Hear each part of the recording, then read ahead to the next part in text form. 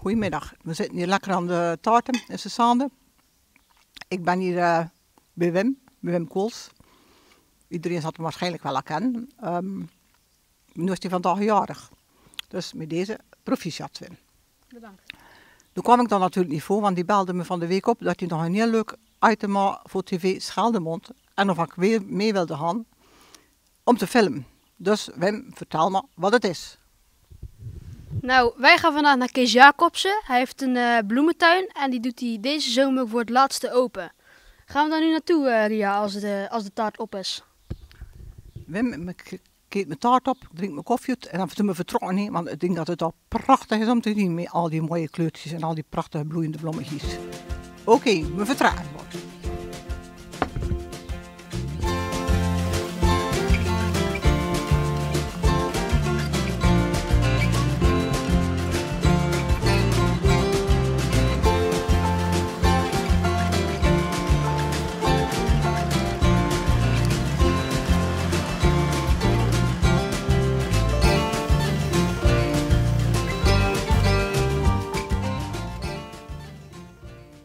We staan hier bij Just Wat Quo, we zijn net aangekomen.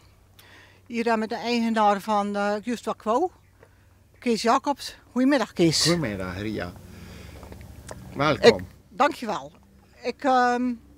Ik kom hier aangelopen en ik zie Just Wat Quo. Ja, ik wil heel veel, maar hoe kom je aan die namen? Dat is heel makkelijk. Mijn opa en oma hebben hier gewoond. Mijn moeder heeft de eerste steen gelegd. En als ik op de middelbare school zat, dan ging ik hier weg in mijn brood opeten, want dat was een middelbare landbouwschool, die was hier vlak achter. En toen ging ik mijn brood opeten en dan zat ik rond te kijken en dan zei ik tegen mijn oma, dat staan we hier wel aan, ik wil hier naar de rand wonen. Vandaar de naam Just Wat Quo. Maar dat is dan wel heel gelukkig dat je dat gelukt is. Dat is me gelukt, Dat is ja. zeker. Die nog een beetje omzwerving, maar dat geeft niet. En wanneer ben je dan begonnen om zo'n prachtige tuin aan te leggen? In 72 is meneer begonnen en ben gelijk in dezelfde winter een draglijn erin gezet. Hier vlak naast lag er een vederinkput, een paardenput. Ja, een benziën. En dan heb ik dat sloegje wat dat er lag uit laten diepen. Die paardenput dicht laten gooien, want onze Sandy die was nog heel jong. En ik vond dat zo'n gevaarlijke put. En er liep een fietspadje nog tussen. Dus er is een heleboel moeten doen om het goed te krijgen.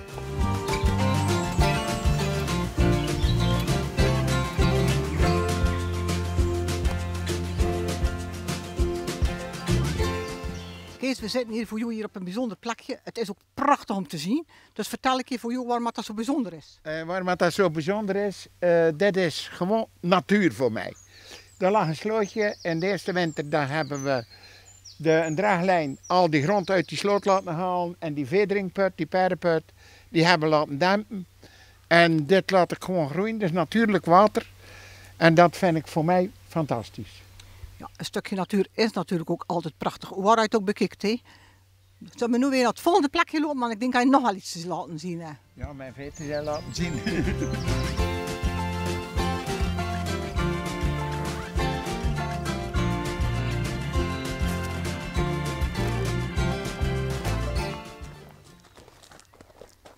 Kees, we zijn hier aangekomen in de Witte Tuin. Althans, je noemt dat de Witte Tuin. Ja. Kan je me vertellen waarom dat de Witte Tuin is? Het is een Witte Tuin, dan maakt de Witte Tuin de mooiste van de wereld. Tenminste, de bekendste van de wereld. Ik wil niet zeggen de mooiste, zoals in Hurst in Engeland vind. En ik wil de thematuinen. En vandaar een Witte Tuin, een Mixed Border en al die verschillende afdelingen. Oké. Ja, en hoe kom je dan verder aan je witte plan? Die zoek ik door heel Nederland en Engeland en overal heb ik die opgezocht. Dus hier ga ik eigenlijk uit van enkel witte plan. Er staat best wel eens een foutje in, maar dat moet er weer uit.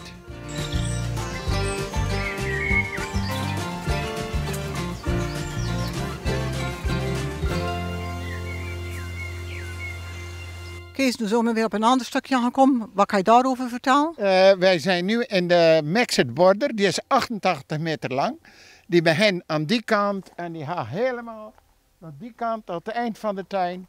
Daar staat alles in. Het is een Engelse Mixed Border, dus dat betekent heesters, bollen, alles. Door elkaar.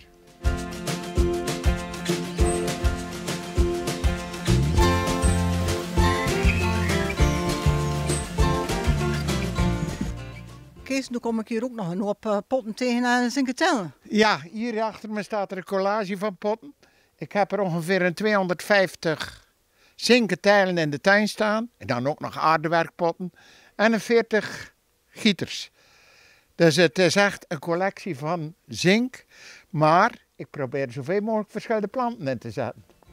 Om het mooie collages te krijgen.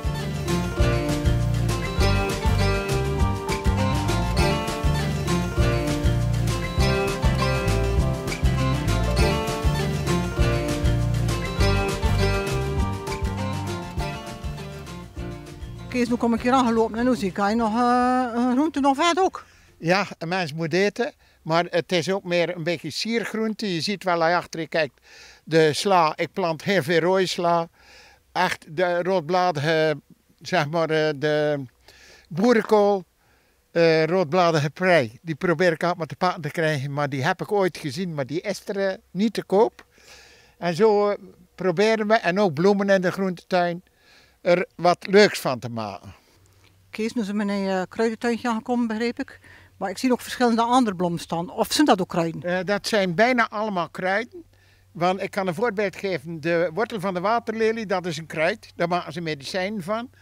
En dat zijn hier geurkruiden, keukenkruiden.